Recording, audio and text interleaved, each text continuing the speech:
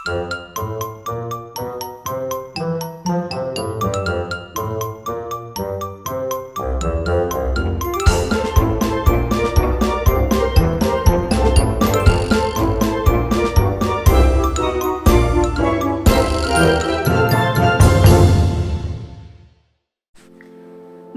పూరీల మాయాజాలం. జగన్ గ్రామ్ బజార్లోకి అడుగుపెట్టాడు. అక్కడ గాలిలో పండుగ వాతావరణం ఉంది. ఎటు చూసినా నారింజ రంగు బంతిపూలు, మెరిసే పట్టు చీరలు, కమ్మని వాసనలు ఉన్నాయి. అది రంగురంగుల మరియు అద్భుతమైన రహస్యాల లోకం. అతని అన్నయ్య బాల పక్కనే నడుస్తూ ఒక పెద్ద మర్రి చెట్టు దగ్గర ఉన్న మెరిసే వెండి రంగు బండి వైపు చూపించాడు. అక్కడ చాలా మంది జనం ఉన్నారు. అక్కడే రుచుల నక్షత్రాలు నివసిస్తాయి అని బాల నవ్వుతూ చెప్పాడు.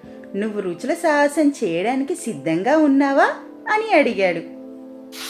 ఆ బండి వెనుక కేశవ్ అని చిరుతిండి మాస్టర్ ఉన్నాడు. అతను నాట్యం చేస్తున్నట్టుగా తన చేతులతో వేగంగా పనిచేస్తున్నాడు. అతను ఒక చిన్న కరకరలాడే బంగారు పూరిని తీసుకొని దాని మధ్యలో తన బొటన వేలితో ఒక ఖచ్చితమైన రంధ్రం చేశాడు. బండి నిండా రంగురంగుల మసాలాలు ఉన్నాయి. ఇంతలో వారి చిన్న చెల్లెలు శుభ పరిగెత్తుకుంటూ వచ్చింది. ఆమె బండి మీదుగా చూడటానికి తన కాలి వేళ్లపై నిలబడింది. ఇది తినేదా లేక తాగేదా అని అడిగింది. జగన్ నవ్వుతూ ఆమె చేతిని పట్టుకొని కేశవ్ ఆ రహస్యాన్ని ఎలా వెల్లడిస్తాడో చూస్తున్నాడు. కేశవ్ జగన్ వైపు చూసి నవ్వుతూ ఎండిన ఆకులతో చేసిన ఒక చిన్న దొన్నెని ఇచ్చాడు. అతను ఒక పూరీని తీసుకొని పుదీనా నీళ్లతో నిండిన పాత్రలో ముంచి జగన్ దొన్నెలో పెట్టాడు.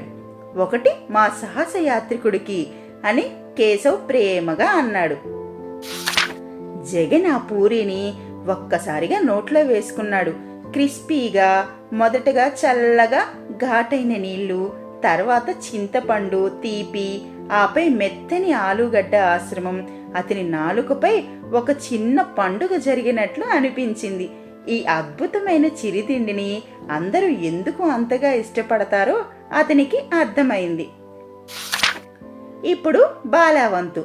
అతను మరీ ఘాటైన తీకా నీళ్లను అడిగాడు. కేశవ్ అందులో కొంచెం ఎర్రకారం, నల్ల ఉప్పు కలిపాడు. బాలా దాన్ని తినగానే రుచికి అతని ముఖం ఎర్రగా మారింది. అతని చేత్తో గాలి ఊపుకుంటూ ఆ కారాన్ని ఆస్వాదిస్తూ నవ్వుతున్నాడు.